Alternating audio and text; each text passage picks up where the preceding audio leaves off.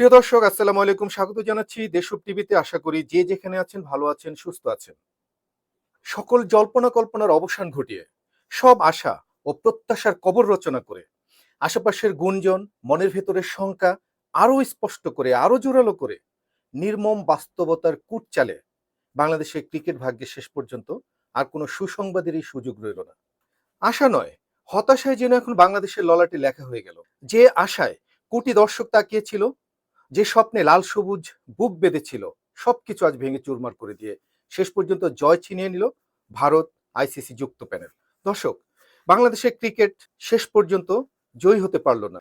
জয়ী হলো শেষ পর্যন্ত আধিপত্য আর ক্ষমতার রাজনীতি। শেষ পর্যন্ত ভারতের প্রত্যাশাই পূরণ হলো, আর বাংলাদেশ দাঁড়িয়ে রইল এক গভীর অনিশ্চয়তার সামনে। দর্শক, এই রিপোর্টে আমরা দেখাবো আজ আইসিসি ভোটের রাজনীতিতে কিভাবে একঘরে হয়ে গেল বাংলাদেশ। কেন বলা হচ্ছে বাংলাদেশ কার্যত বিশ্বকাপের বাইরে? কারা কারা প্রকাশ্যে বাংলাদেশের বিপক্ষে দাঁড়ালো? কেন বিসিবি সভাপতি এখনো মিরাকেলের আশায় বুক বাঁধছেন? আর এই পরিস্থিতিতে বাংলাদেশের সামনে ঠিক কি ধরনের ভয়ঙ্কর শঙ্কা অপেক্ষা করছে? সবকিছুর বিশ্লেষণ সহ ফিরছে একটু পর। আশা করি আমাদের সঙ্গেই থাকবেন।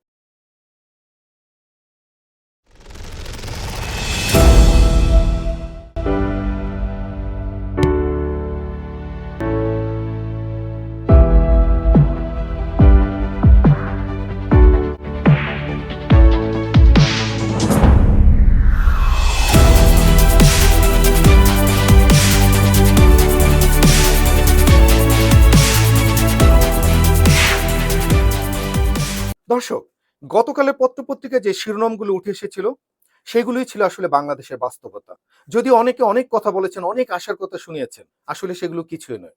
গতকালের পত্রপত্রিকায় লেখা হয়েছিল ভেন্যু বদলের দাবিতে আইসিসিতে চরম বিপর্যয় বাংলাদেশ। আরেকটি শিরোনাম ছিল এরকম, ভোটাভুটিতে এক ঘরে বিসিবি, পাশে তার কেউ ছিল না। আরো শোনা গেছে পাকিস্তান ছাড়া বাংলাদেশের পাশে নাকি দাঁড়ায়নি কোনো বোর্ডই। কিছু সংবাদে এও বলা হয়েছিল যে শ্রীলঙ্কাও গ্রুপে নিতে চায়নি বাংলাদেশকে। আরো স্পষ্ট ভাষায় লেখা, বাংলাদেশের বিশ্বকাপ কার্যত শেষ। এই রিপোর্টগুলো কোনো গুজব ছিল না, এগুলোই ছিল আইসিসি সবার ভেতরের একেবারে নির্মম বাস্তবতা, নির্মম সত্য। ভেন্যু বদলের প্রশ্নে আইসিসির আধা ঘন্টার ভার্চুয়াল যে সভা হয়েছিল, সেই সভায় ভোটাভুটি হয়, ফলাফল আসে চোখে আঙ্গুল দিয়ে দেখানোর মতো। একমাত্র পাকিস্তান ছাড়া অন্য সকল বোর্ড ভেন্যু বদলের বিপক্ষে ভোট দেয়। বাংলাদেশ পায় নিজেদের বাইরে এই একটি মাত্র ভোট। এই ফলাফলের দর্শক একটাই কিন্তু অর্থ, বাংলাদেশকে আর এই টি-20 বিশ্বকাপে খেলাতেই চায় না আইসিসি। এখানে কিন্তু শেষ নয়। যে শ্রীলঙ্কাকে নিয়ে আশা করা হয়েছিল যে তাদের গ্রুপে বাংলাদেশকে ফেলানোর জন্য বাংলাদেশ শ্রীলঙ্কায় যে খেলার আশা করেছিল, সেই শ্রীলঙ্কা বোর্ডও শেষ পর্যন্ত তাদের গ্রুপে বাংলাদেশকে নিতে রাজি হয়নি। অর্থাৎ ক্রিকেট নয়, এখানে কাজ করেছে পরিপূর্ণ একটি রাজনীতি। আর সেই রাজনীতির কেন্দ্রে ভারতীয় প্রভাব আর আইসিসির নীরব সমর্থন। এই অবস্থাতেও বুঝি না আমাদের বিসিবি সভাপতি কিভাবে খড়কুটোর মতো আশা আঁকড়ে ধরেছেন। তার কণ্ঠে এখনো শোনা যাচ্ছে, দেখি যদি মিরাকেল কিছু ঘটে। এই কথার পর প্রশ্ন ওঠে, এই অলৌকিক ঘটনার আশা কোথা থেকে আসবে? সরকারের দিক থেকে নাকি আইসিসির দিক থেকে? বিসিবি সভাপতির উত্তর স্পষ্ট, পরিষ্কার। সে বলেছে আইসিসির পক্ষ থেকে। তারাও তো মত বদলাতে পারে। এটা আমাদের বিসিবি সভাপতির আশা। এখনো এখনো তিনি আশায় বুক বেঁধে আছেন। দর্শক, এই একটি বাক্যই বলে দেয় বাংলাদেশ কতটা অসহায় অবস্থানে এই মুহূর্তে। যেখানে ভোটাভুটিতে পরাজয় চূড়ান্ত, যেখানে বোর্ডগুলো মুখ ফিরে নিয়েছে, যেখানে গ্রুপেও নিতে চায়নি শ্রীলঙ্কা। এটাই হচ্ছে আমাদের ক্রিকেটের সবচেয়ে বেদনাদায়ক বাস্তবতা এই মুহূর্তে। এখন প্রশ্ন একটাই, বাংলাদেশের সামনে তাহলে কি অপেক্ষা করছে? বিশেষজ্ঞরা বলছেন এখানে কিন্তু শেষ নয়। বিশ্বকাপের বাইরে ছিটকে যাওয়ার পর বাংলাদেশের উপর নিষেধাজ্ঞার সংখ্যা উড়িয়ে দেওয়া যাচ্ছে না এই মুহূর্তে। আইসিসির নিয়ম অনুযায়ী নিরাপত্তা প্রশ্নে অনড় অবস্থান, আইসিসির সিদ্ধান্ত অমান্য, এগুলো ভবিষ্যতে বাংলাদেশের জন্য আরো কঠিন পরিস্থিতি ডেকে আনতে পারে, যার ভবিষ্যৎ কিন্তু আমরা এখনই কিছুটা টের পাচ্ছি।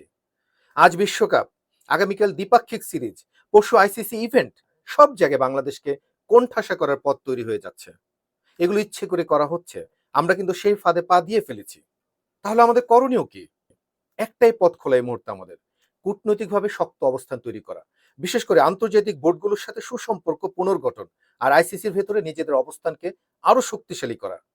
নইলে এই পরাজয় শুধু আজকের নয়, এটা ভবিষ্যতের জন্য এক ভয়ঙ্কর দৃষ্টান্ত হয়ে থাকবে, বিশেষ করে বাংলাদেশের ক্রিকেটের জন্য।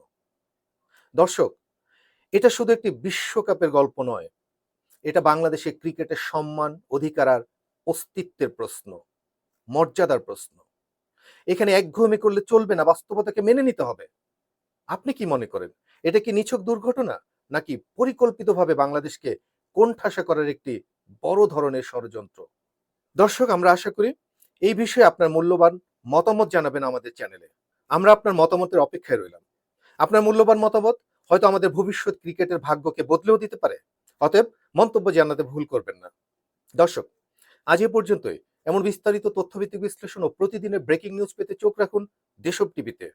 আপনাদের প্রিয় চ্যানেলটি সাবস্ক্রাইব করুন, আমাদের সাথে থাকুন, নোটিফিকেশন বিল অন রাখুন সবসময়। আর ইচ্ছে করলে আমাদের ফেসবুক পেজ, ইনস্টাগ্রাম আর টিকটক ফলো করুন। আজ এ পর্যন্তই। আবার দেখা হবে পরবর্তী ভিডিওতে। সেই পর্যন্ত ভালো থাকুন, সুস্থ থাকুন। ধন্যবাদ।